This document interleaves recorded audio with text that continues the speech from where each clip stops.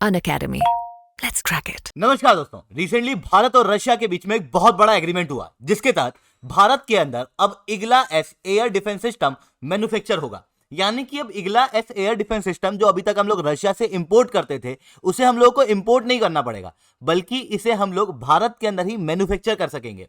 और याद रखना, ये जो Igla S air defence system है ये एक main portable air defence system है। अब आप कहोगे ये क्या होता है? देखो, आप लोगों ने कई सारी मूवियों के अंदर, कई सारी पिक्चर्स के अंदर इस तरीके का एयर डिफेंस सिस्टम देखा होगा। खास रूप से वो माँ तुझे सलाम, उसके अंदर क्या होता है, आदमी जो है वो इस main portable air defence system को अपने कंधे पे रख के चला सकता है। ये कुछ इस तरीके से देखने को मिलता है, मतलब आदमी के लिए पोर्टेबल है, इसको कहीं भी ले जाया जा सकता है। और इस एयर डिफेंस सिस्टम की खासियत ये है कि ये fire and forget type of air defence system है। ये क्या होता है? देखो, पहले के समय पे जब फायर एंड फॉरगेट टेक्नोलॉजी नहीं थी, उस समय पे कन्वेंशनल एयर डिफेंस सिस्टम कुछ इस तरीके से देखने को मिलते थे, जहां पर दो लोग साथ में मिलके इस मिसाइल को लॉन्च करते थे इस लॉन्चर से। इसके अंदर क्या होता था कि जैसे इस व्यक्ति ने मिसाइल को यहां से लॉन्च किया तो उस मिसाइल को फिर रिमोट कंट्रोल के माध्यम से कंट्रोल किया जाता था, और इसी रिमोट कंट्रोल से उस मिसाइल को लेफ्ट राइट आगे पीछे इस तरीके से ले जाया जाता था ताकि सही टारगेट के ऊपर मिसाइल जो है वो लग सके।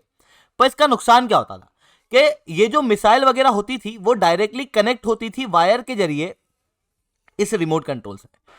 ऐसी कंडीशन में अगर दुश्मन को वो मिसाइल नहीं लगी या उस मिसाइल से दुश्मन का कोई नुकसान नहीं हुआ तो दुश्मन पता कर लेता था कि हमारे सोल्जर कहां हैं और फिर काउंटर अटैक उनके ऊपर कर सकता था। ऐसी चीज ना हो, इसके लिए फायर एंड फॉरगेट टाइप है, जिसके अंदर दूसरे व्यक्ति की जरूरत नहीं लगती है।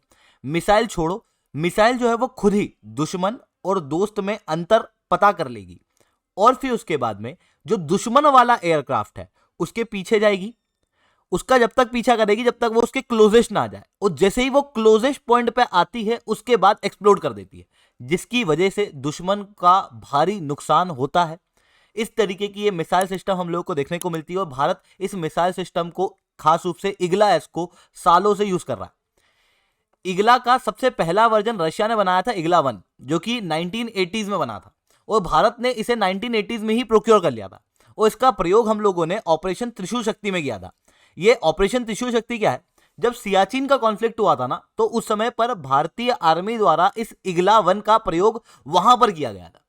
बट इस इग्ला 1 के अंदर कुछ कमजोरियां भी हैं, और इस इग्ला 1 को भारत के अंदर मैन्युफैक्चर करने से भारत को कई सारे फायदे भी होने वाले हैं। उन सारी चीजों को मैं शुभेंद्र चौहान आप लोगों के साथ में चर्चा करूंगा, बट उसके पहले आप लोग मेरे साथ में SRC10 टेलीग्राम ग्रुप के ऊपर जुड़ सकते हो। मेरे क्लास की अपडेट, पीपीटी, पीडीएफ सब कुछ आपको हमें मिल जाती है। इसके अलावा दोस्तों, अगर आप लोग को यूपीएससी सीएससी की तैयारी करना है तो आप अनअकैडमी के ऑफलाइन सेंटर को जाके विजिट कर सकते हो।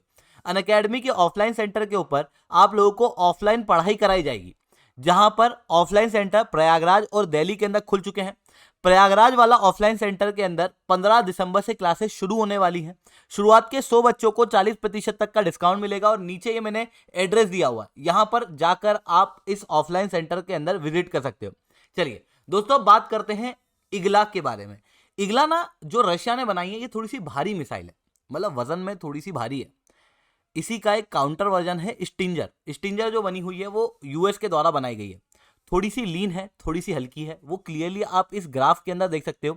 जो वजन है इग्ला का वो आपको 17.9 केजी के आसपास देखने को मिलेगा, वहीं इग्ला एस का तो लगभग 19 केजी के आसपास है, और स्टिंजर का केवल 14.3। जितना वजन कम है उतनी आसानी से मिसाइल को एक जगह से दूसरी जगह ले जाया जा सकता है।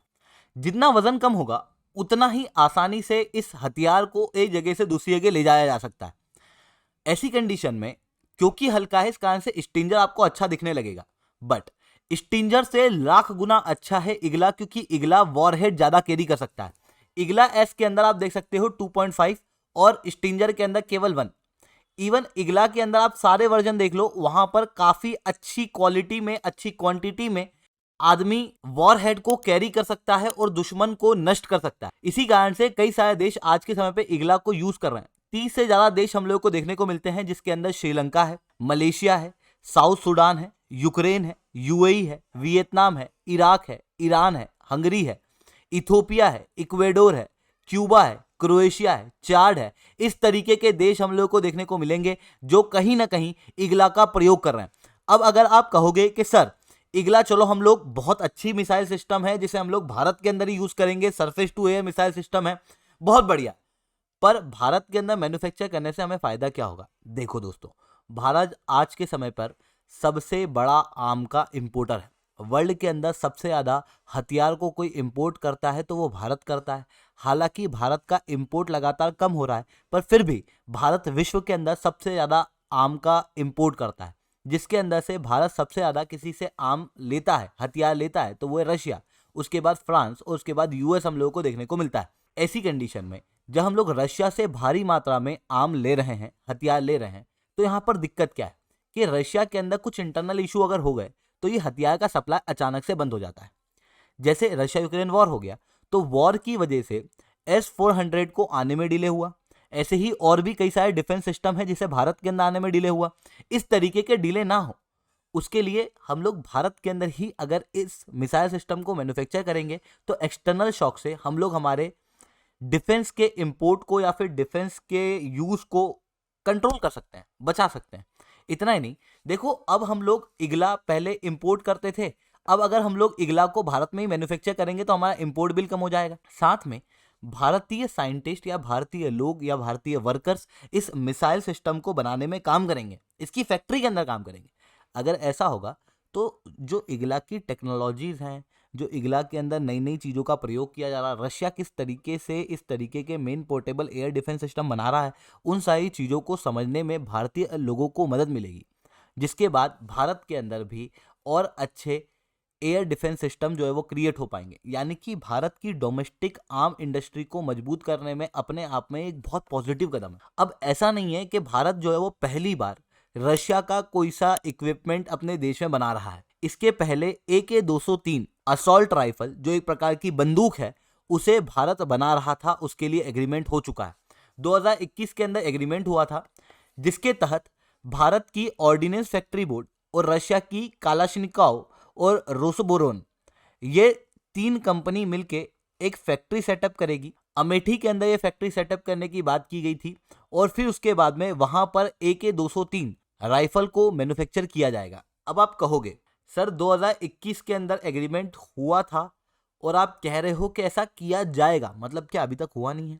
2023 के अंदर जनवरी से मैन्युफैक्चरिंग शुरू हो चुकी है AK-203, पर आप समझना 2021 में एग्रीमेंट हुआ पर जनवरी 2003 से ये राइफल भारत के अंदर बनना शुरू हुई। इगला तो और भी भारी है, इगला तो एक एयर डिफेंस सिस्टम है, इसकी फैक्ट्री वगैरह सेटअप करने में और ज़्यादा समय लगेगा। जिसके कारण से ऐसा नहीं होगा कि अभी एग्रीमेंट हुआ है वो भारत कल से ही इसे मैन्युफैक्चर करना शुरू कर दे। पहले फैक्ट्री सेटअप की जाएगी, टेक्नोलॉजीज वगैरह डिसाइड की जाएगी।